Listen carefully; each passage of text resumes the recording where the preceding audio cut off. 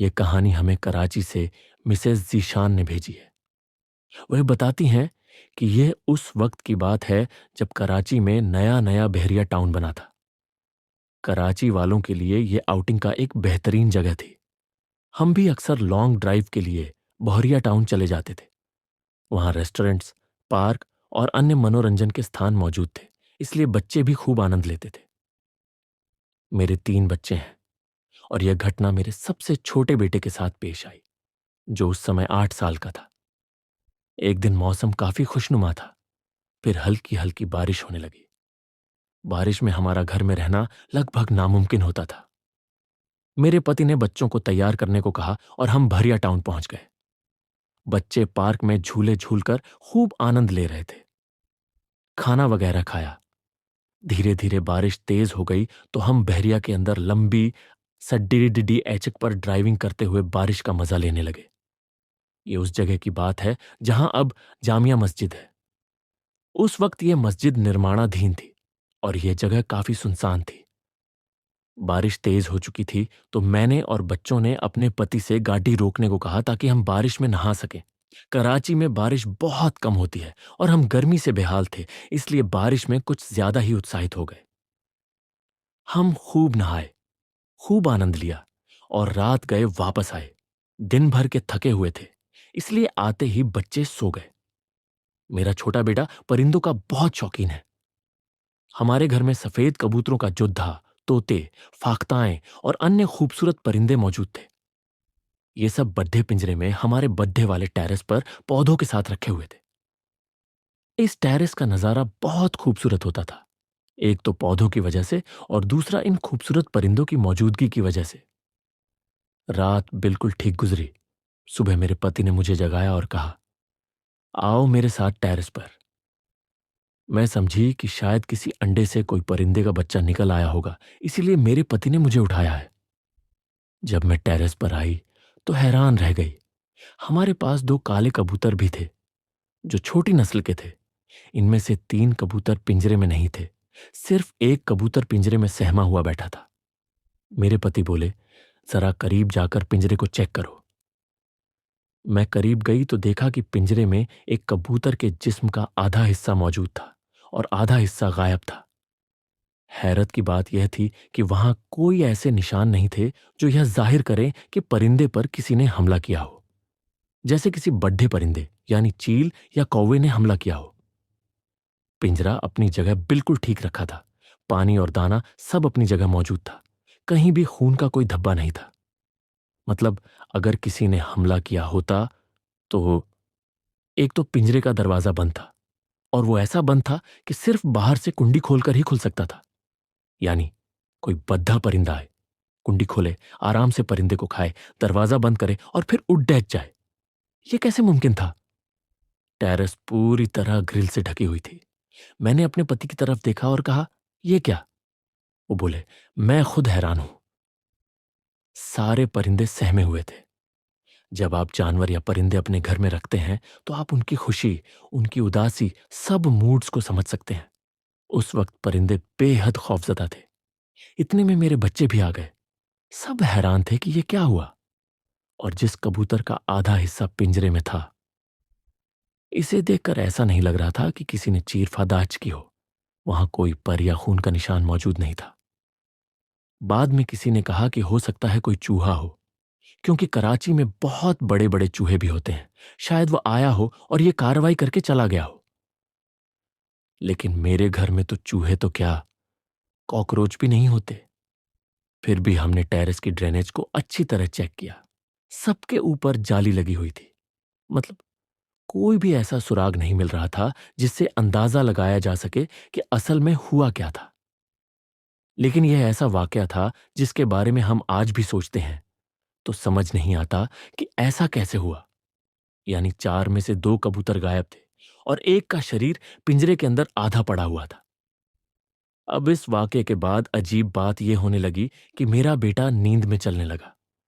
यानी सोने के 1 घंटे बाद ही नींद की हालत में बेचैन हो जाता। शुरू में मैंने सोचा कि शायद उसे वॉशरूम जाना है और वह कह नहीं पा रहा, हालांकि वह इतना बड़ा था कि आराम से कह सकता था। मैं उसे वॉशरूम ले जाती। वह कमोड पर थोड़ी देर बैठता, मगर उसे जैसे डर लग रहा हो। कुछ देर वह रोता रहता। मैं उसका मुंह धुलाती और फिर बेड पर ले आती। लेकिन यह चीज धीरे धीरे बढ़ने लगी। शुरू में तो वह सिर्फ बेचैन रहता, मगर अब नींद से उठकर आधा आधा घंटा रोता। आंखें बंद होती, मगर वह अपने हाथों से किसी चीज को आगे से हटाता, लाते मारता। मैं उसकी हालत को समझ नहीं पाती थी। कभी मैं और कभी मेरे पति उसे सुलाने की कोशिश करते, और फिर धीरे धीरे वह सो जाता। अब यह सब कुछ हमारी रूटीन का हिस्सा बन चुका था। रोज यही होता। लेकिन अभी हालत ऐसी नहीं थी कि हम इसे किसी और चीज से जोड़ते या ये सोचते कि कुछ गलत हो रहा है। इन्हीं दिनों हमारे बच्चों की विंटर वेकेशंस हुई, तो मैं बच्चों को लेकर इस्लामाबाद अपने माता पिता के पास आ गई। वहां भी यह सब कुछ लगातार होता रहा। इस ट्रिप में एक दिन हमारा प्रोग्राम मारगल्ला हिल्स पर मौजूद रेस्टोरेंट्स में जाने का बना। वहां एक रेस्टोरेंट है जिसका नाम हाईलैंड रिसॉर्ट है, जिसे इस्लामाबाद के रहने वाले लोग अच्छी तरह जानते हैं। मनाल तक तो फिर भी लोगों का काफी रश होता है, मगर हाईलैंड मनाल से काफी ऊपर है और वहां रश कम ही होता है। मेरी बहन यूके से आई हुई थी। सोचा एक दिन वहां जाकर बच्चों के साथ गुजारें ताकि बच्चे खूब एंजॉय कर सकें। हमने वो पूरा दिन वहां बिताया। अच्छा, इस जगह पर क्योंकि यह हाईलैंड्स पर है तो काफी पेड़ थे। जैसे बहरिया उस वक्त काफी सुनसान था। जगह भी बिल्कुल खुली, ढलानदार और सुनसान इलाका था। लेकिन बच्चों ने आउटिंग को बहुत एंजॉय किया।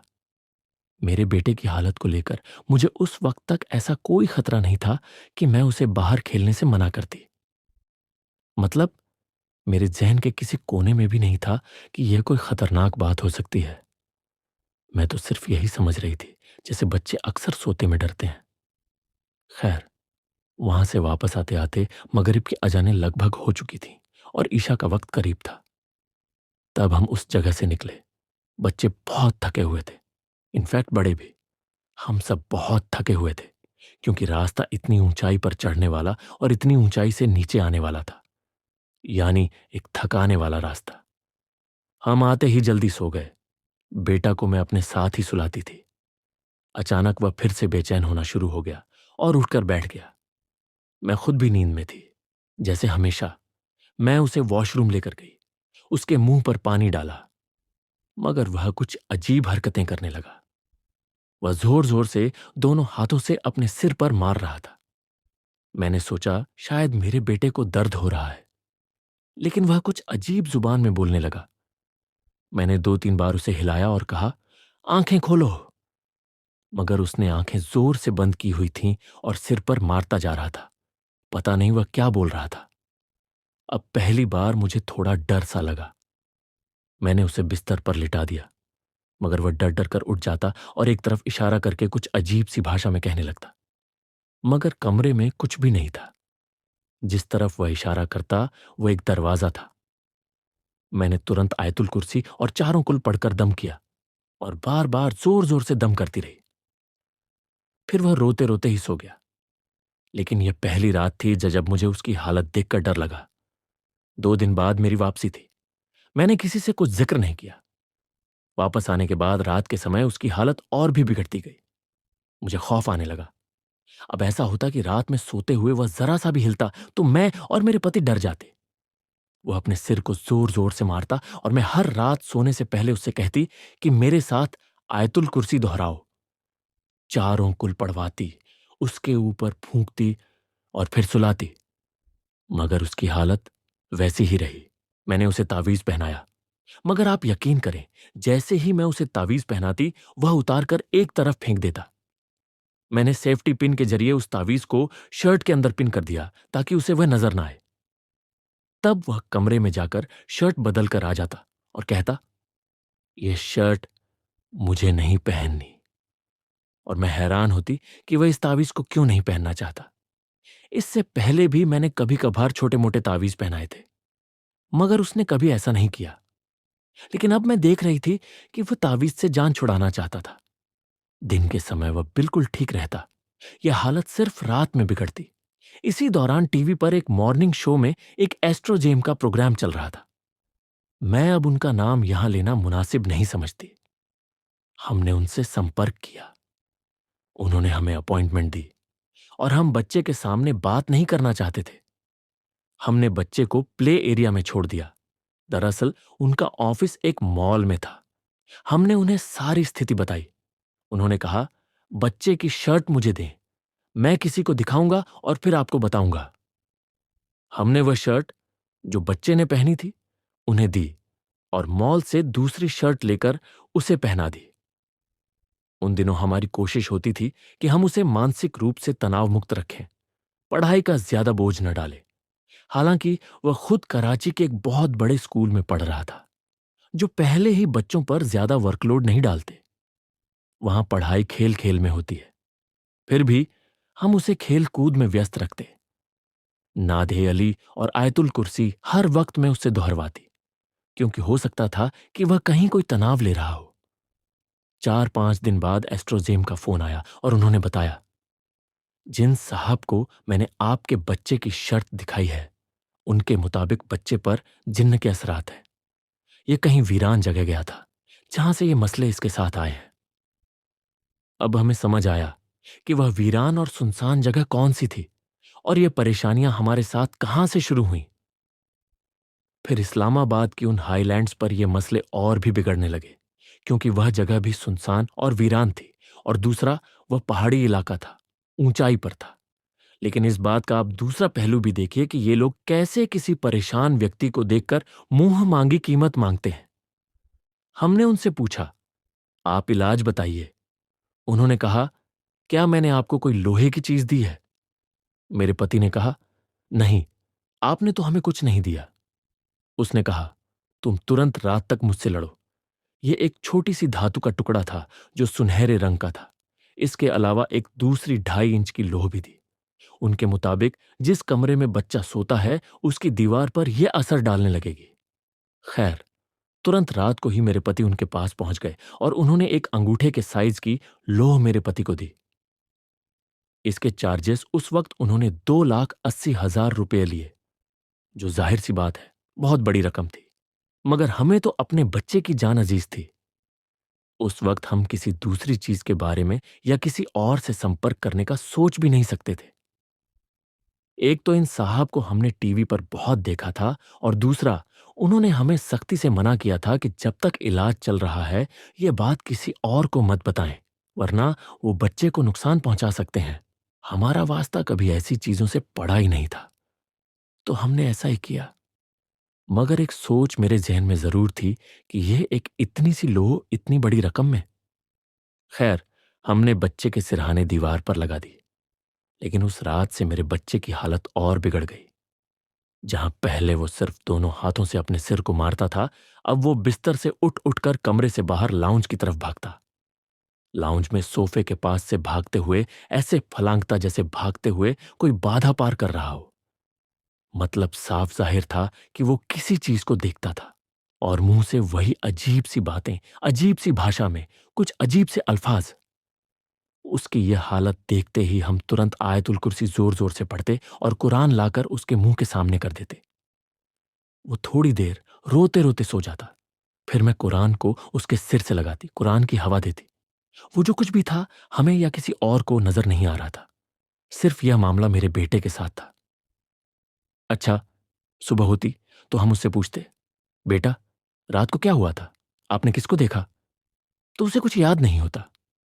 हाँ, सिर्फ एक दफा वो बोला, मुझे एक सिर नजर आता है। मैंने उससे पूछा, उसकी बॉडी? तो वो बोला, नहीं, सिर्फ सिर होता है। मैंने पूछा, किस तरफ होता है? उसने कमरे के दरवाजे की तरफ इशारा किया, यहां होता है। और यही वो जगह थी जहां वो इशारा करता था और दोनों हाथों से सिर को मारता था। इस लौह को कमरे में लगाने से मुझे अपने बच्चे में कोई खास फर्क नजर नहीं आया। उन एस्ट्रोजेम से जब हमने बात की, एक बात तो यह थी कि जब तक पैसे नहीं दिए थे वो तुरंत कॉल रिसीव करते, जवाब देते और कहते कि यह कर लें, यह मत करें, इस तरह से करें, वगैरह वगैरह। मगर पैसे लेने के बाद 2-2 दिन गुजर जाते, वो कॉल अटेंड नहीं करते। और जवाब ये होता कि मैं कहीं बिजी था, किसी टीवी शो में था, या कोई प्रोग्राम चल रहा था, या किसी और क्लाइंट के साथ बिजी था। यानी बच्चे के साथ कुछ भी हो जाए, आप दूसरे क्लाइंट्स और टीवी शोज में मशरूफ रहते। आप यकीन करें, इसकी यह हालत देखकर हम दोनों मियाँ बीवी एक दूसरे की तरफ बेचारगी से देखते कि क्या करें।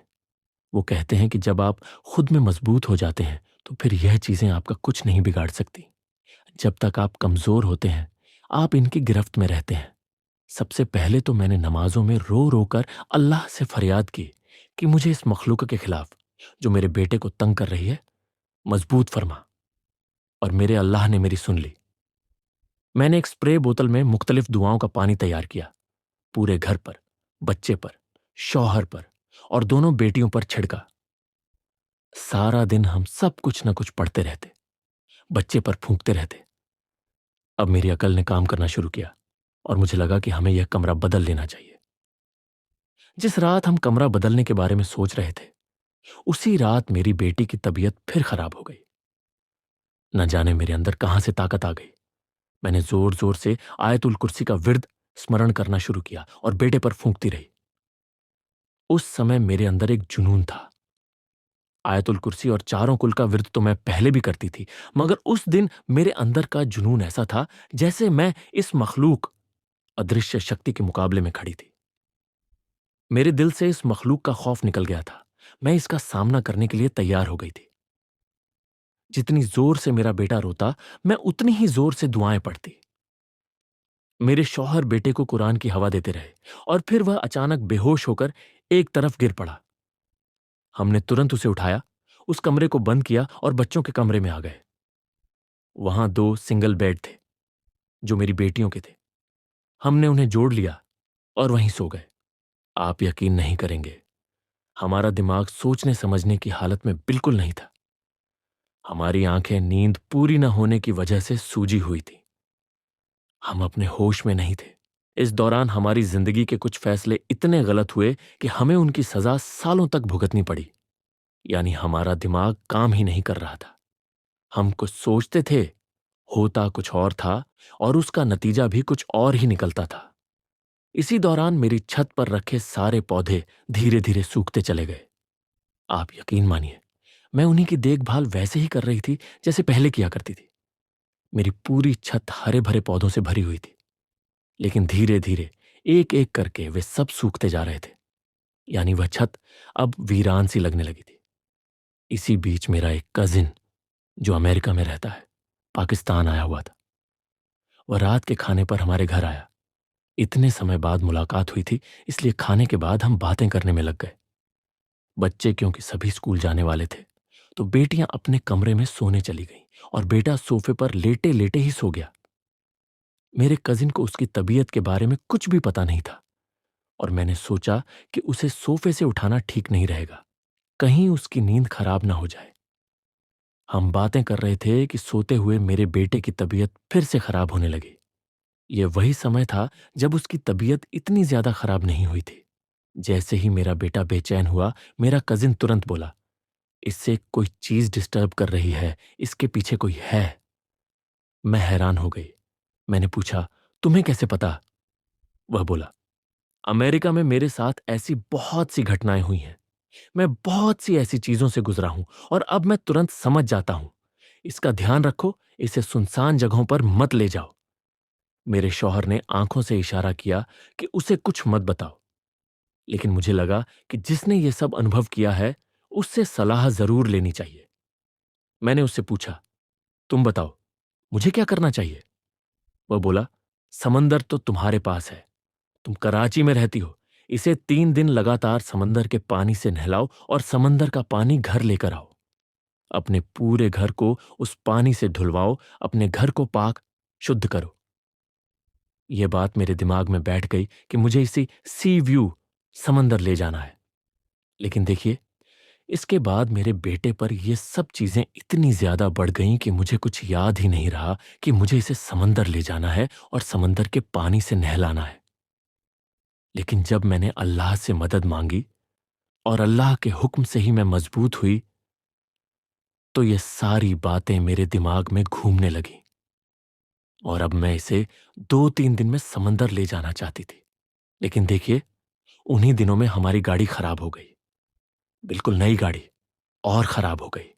ये देखिए कि जब हम प्रोग्राम बनाते तो कुछ न कुछ रुकावट ऐसी होती कि हम सी व्यू नहीं जा पा रहे थे। ये शनिवार का दिन था। रात भर मैं सोई नहीं थी तो सोचा कामों से फुर्सत पाकर थोड़ी देर सो जाऊं।